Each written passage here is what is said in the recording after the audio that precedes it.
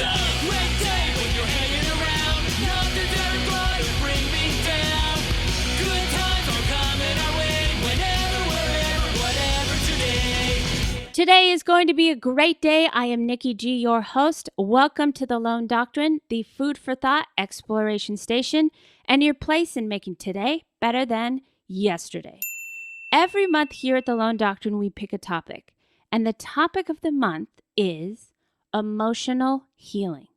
There are various topics that can repeat themselves throughout your life, but one thing that is part of creating that peace of mind is the good life of healing.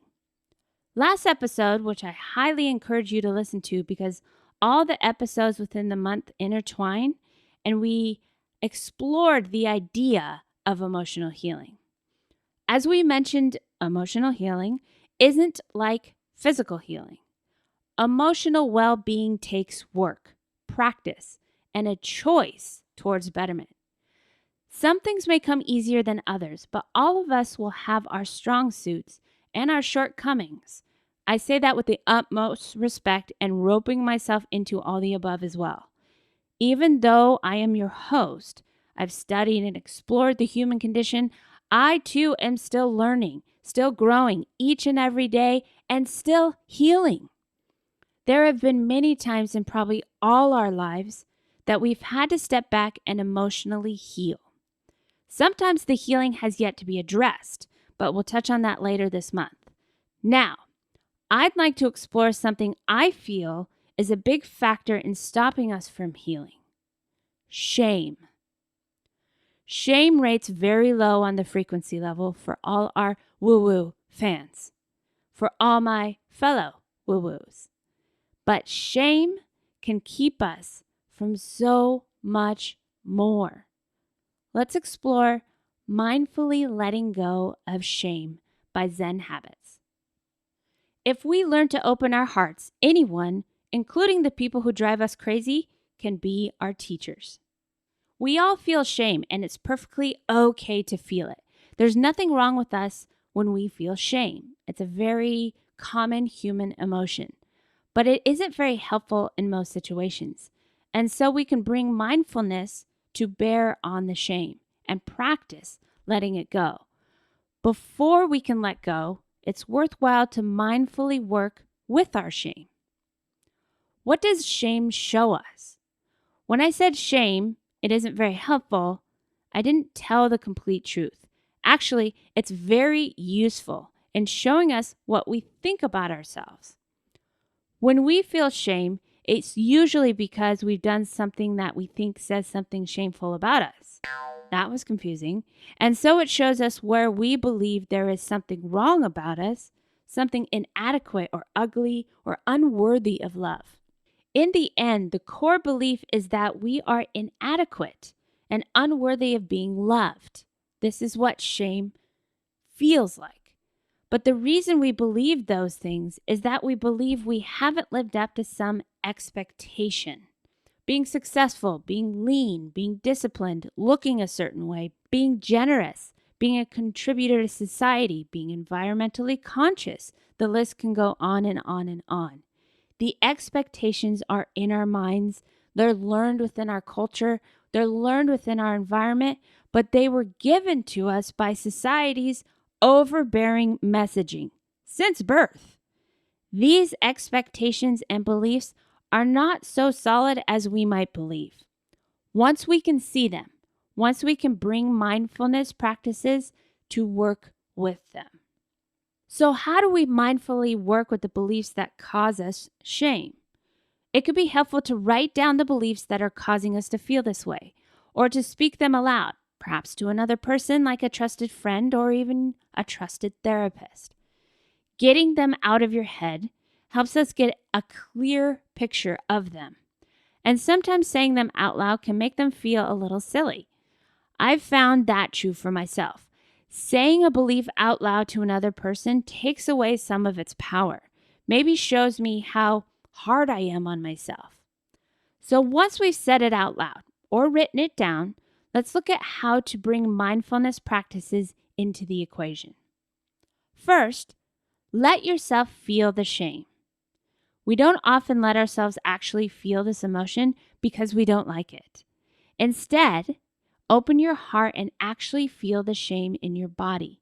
Be curious about it. What does it feel like? Where is it located in your body? What temperature, texture, flavor does it have? See it with brand new eyes, the beginner's mind. Then, ask yourself whether the belief is true. If you believe you're undisciplined, ask yourself, is it true that I'm undisciplined? It might feel very true and solid, but in asking the question, let there be a space for the possibility that it's not true at all, or at least not completely true. Have you ever been a little disciplined? Are there examples you can point on where belief wasn't entirely true? Let the belief feel less solid. Be more flexible. Pivot. Adjust. Be a ball of Play-Doh that you can mold. And then see your basic goodness. If at the heart of our shame is the belief that we're someone inadequate, not good enough, then it's worthwhile to see that we are actually good. We have the basic goodness at our core. Do this meditation on your basic goodness and start to trust that the goodness is there, the blue sky is there all the time.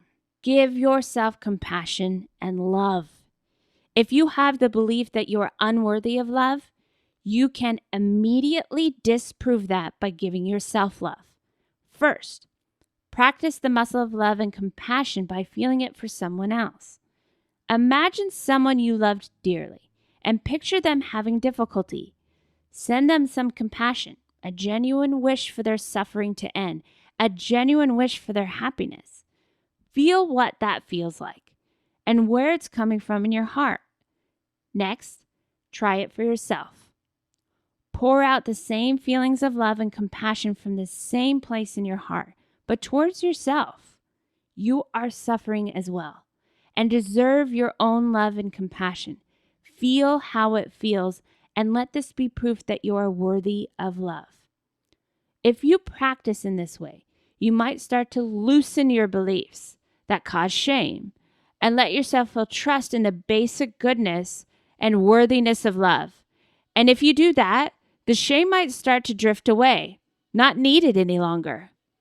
What would you be left with if you didn't have shame?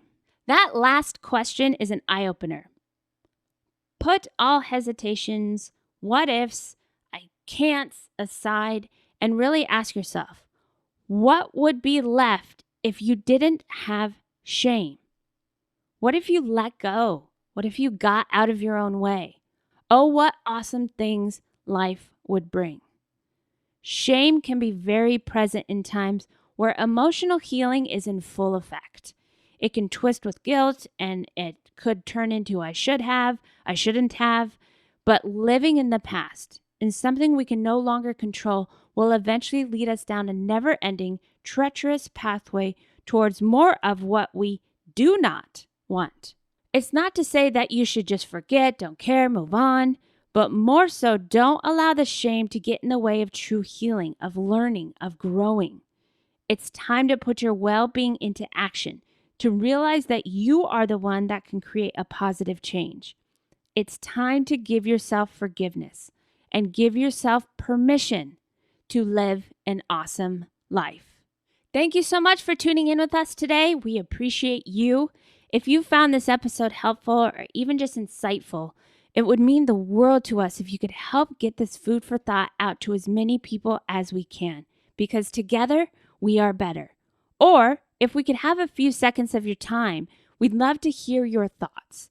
You can leave us a review on Apple Podcasts, which in turn actually helps us show up in the search engines so others in need can find us. We hope to hear from you, and until next time, keep fighting the good fight.